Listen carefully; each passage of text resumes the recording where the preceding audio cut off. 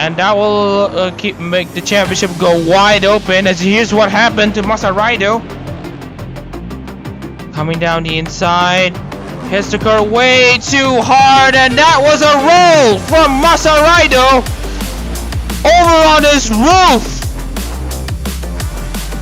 Oh my goodness, I thought he just made a regular pit stop, but right now the race has now become wide open between Shango, Hofumi, and Alton Tenarao. Speaking of which, Shango almost getting closer and closer. Well, he's getting closer and closer and has almost reached the back of Jeff Rohan, and this will be a test for him on whether he can survive lap cars. Taro hasn't been able to catch up to Fumi. He actually has a great exit, and he's gonna peel off of him. So it's gonna be Shango still in control. I haven't seen him win this dominant in a while too, given that he has only had 48 second gap with the rest of the field. And even then, he was faster than all the other JP class cars. With Masaraido out of the equation, Shango is going to be at least taking this win. Masaraido, who led a lot of the laps in the start, but now is gone to Shango after Masaraido essentially hit the curb and flipped his car onto his roof, trying to pass a lap car. And now Shango is controlling this race by 51 seconds. Hasn't had the pace to catch up. Alton Tenarao just couldn't find the position for him to make an overtake. Fumi has been able to defend for all he can. Shango has absolutely cleaned Jeff Rohan. He's looking for Muhammad Cashew next.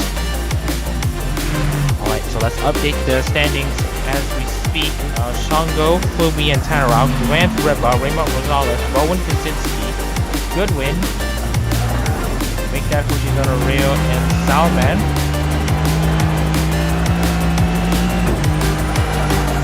That Cashew, Rohan, Gibbons, the last Cashew, and Rohan being the last of the finishers. Rido may not be finishing this race, but do retire between 14 and 15. Shango now with 211, 688. This has been very unreal. And yeah, I mean, to the penultimate lap of this race, Shango taking the scraps away from, taking essentially the entire meal away from Masaraido, is now going to be having his moment for himself. One Regal's car may be down, but the other can take its place, and that's what Shango is doing right now in the number 66 machine. He has had a pretty terrible start to the season. For his standards, he's had a very terrible qualifiers. But right now, he wants to make it right for basically the Regloss fans watching. He now has only a few corners left before he will start the final lap.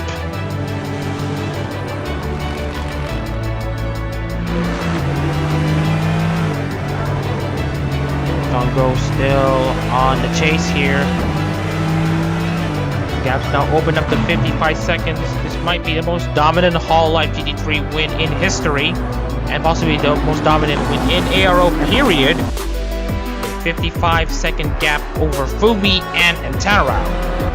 Final laps just started as Shango now crosses the line to start the final lap. Representing the CEO, representing the president, who lives a large life. He wants to try to emulate the idea of leading the way, leading a company, leading the car to wins. Right now, there's still a long way to go on this final lap. Anything can still happen. Figueroa's lap car is currently in front. And yes, Shango is catching up to them at a rate of knots on that V8 engine under the hood. Let's see what Shango can do against those lap cars.